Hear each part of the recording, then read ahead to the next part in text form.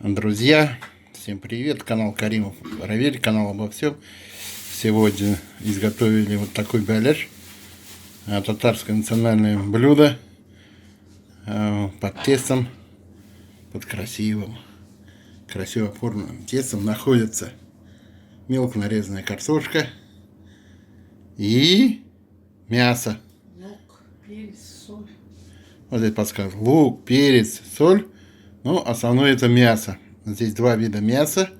Это гусятина и парная телятина. Вот. Сегодня у нас небольшой праздник.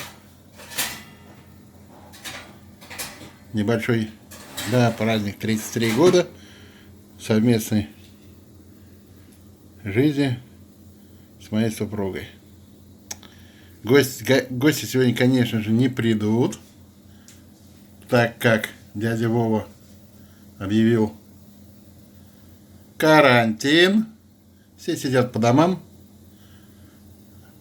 до 30 апреля. Мы сейчас прекратим съемку. Это должно пойти в печку. Сколько там по времени будет?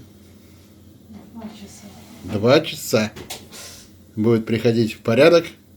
Потом мы его вскроем и насладимся. Спасибо. Перед тем, как поместить в печку, его смазывают смазкой яичной. А из чего стоит эта смазка? Вода и взбитое яйцо, чтобы, значит, наш, скажем, галяш был вот такой вообще вкусный и красивый.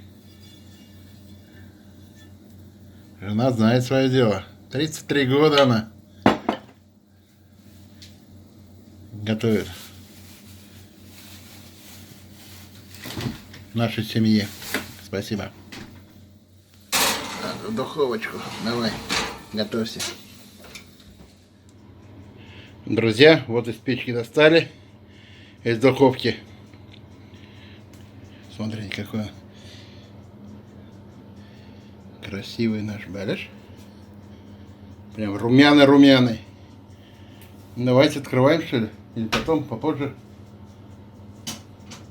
Давайте мы откроем его. Посмотрим.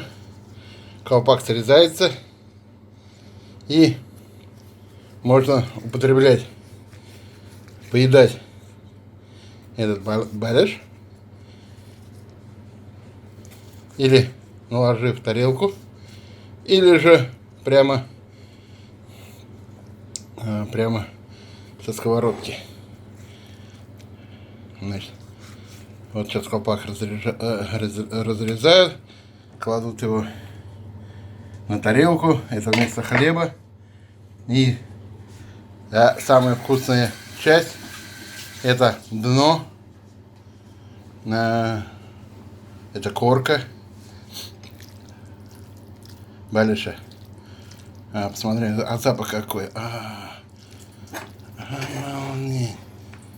Ну, здесь решили покласть, положить на тарелочку. Какая вкуснотища. Друзья, я прекращаю съемку, потому что здесь аппетит у меня разыгрался, слюнки текут. Я напоминаю, канал Каримов Проверь, канал обо всем. Все, спасибо, друзья, спасибо, что были с нами.